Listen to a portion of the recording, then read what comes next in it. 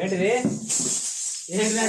ఆగురి ఆగురి కొడుక ఓలాలు నా కొడుకు ఆగు ఆగు ఆగురా పోచన్న అని ఏనాడు చెప్పిండు ఇవాళ రోజున నువ్వు సచ్చి పుట్టిన వాటి ఇది నిన్ను కాదు అన్నాడు కాదు నువ్వు సచ్చి పుట్టిన కాబట్టి నీ పేరు దొక్కలు పుట్టిన దక్కలోడు రా నాయనా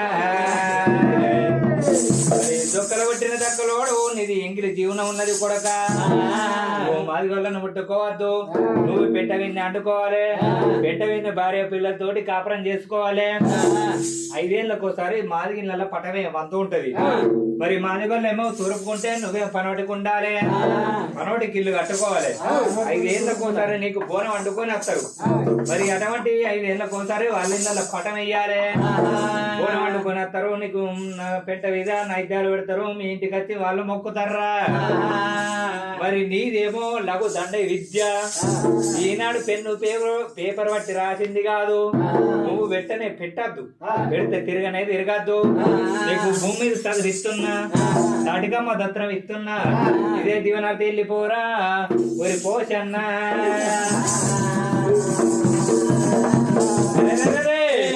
మరి దుక్కలు పుట్టిన దక్కలోడని భగవంతుడు ఏనాడు దీవనార్థి పెట్టిండు ఆడికెళ్ళి దేవుడే దేవుడే మల్లయ్య ఆడికెళ్ళి దేవుడే దేవుడే మల్లయ్య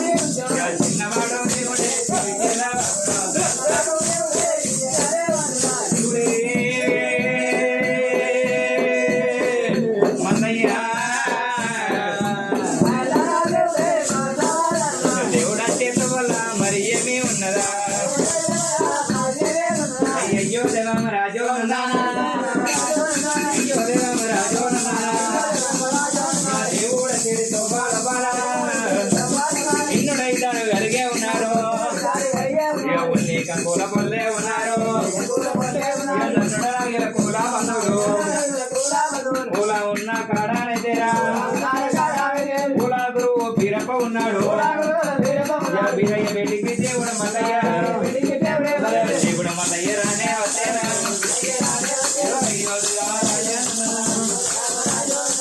బీరప్ప తినాడు ఏం నేర్తున్నావు తమ్ముడా గొంగ నేర్తున్నావా గొంగ నేర్తున్నాడు సరగాడ గొంగడు ఆరగట్టినా తమ్ముడా 6 రోజులు ఎక్కడ వాడక తమ్ముడు ఏ రాజ్యం ఏ దేశంలో తమ్ముడా అన్నయ్య నీకు ఏం పని నచ్చావు చెప్పు తమ్ముడా నేను ఇక్కడ దగ్గర కనకారేపల్లి వాడకు పోతున్నా నాకు ఒకటి ఇష్టమైన గొంగడు కావాలి తమ్ముడా ఇంటిలో లోగిళ్ళల్లా వదిలే సూరం ఉన్నది 7 లోగిళ్ళల్లా వదిలే కమరాతం ఉన్నది నీకు ఇష్టం వచ్చిన అంతేనా మరి భగవంతుడు ఆరాధ మల్లయ్య 7 మేడలు ఎప్పుడు వెళ్ళి వచ్చిందో చుట్టూరుగా కైండిల్లు ఉన్నాయా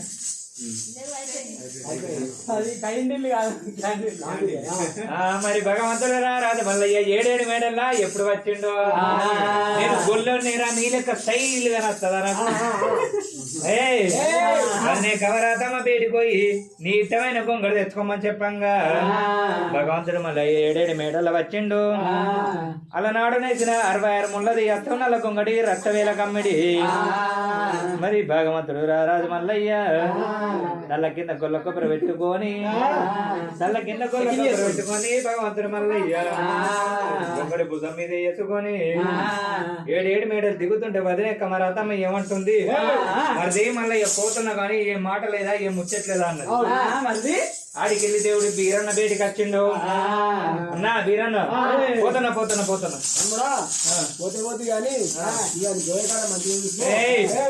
పోతే గాని నాకేదన్నా దీవనార్థి పెట్టవా అన్నాడు మరి భగవంతుడు రారాజు మల్లయ్య గానాడు ఏమంటున్నాడు ఓన్న బీరన్న ఆనాటి కాలం లోపల నాకు బండారి జాడ చెప్పు అంటే మా ఊరాల ఎల్లమ్మ బండారు జాడ చెప్పింది ఒరి తమ్ముడా మల్లయ్య నేను జాడ చెప్పినందుకు నాకు బండారు గడ్డల పాలు పెట్టు అంటే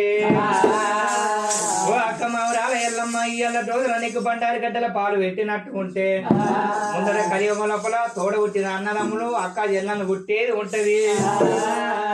మరి అన్నదమ్ములు భూముల కాడ జాగల కాడ నాకు పాలు కావాలి, నాకు పాలు పెట్టి తండ్రిని పోరు పెడతారట.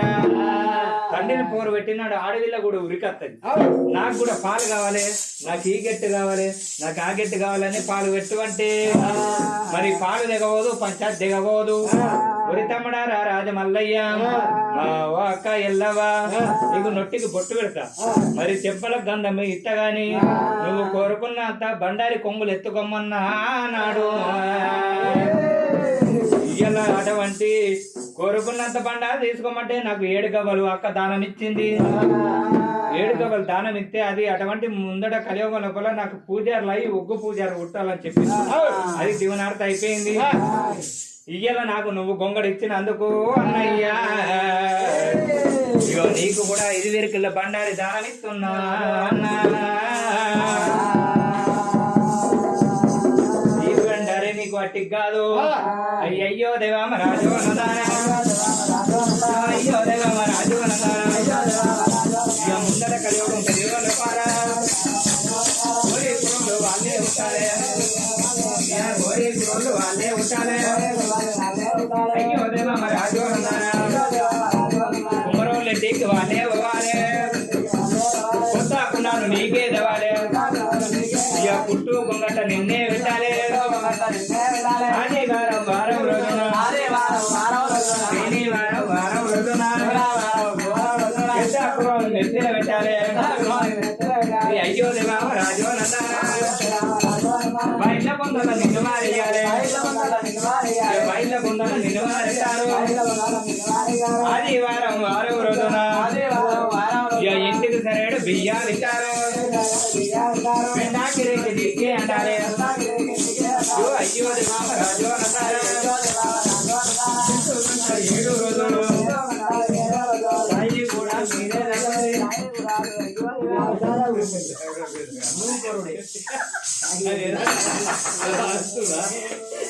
వెళ్ళిపోతుంది.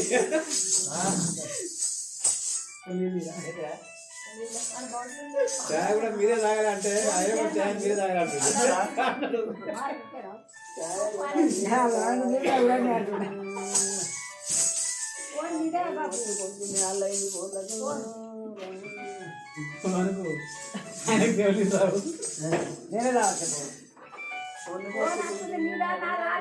నేనే రావటమా?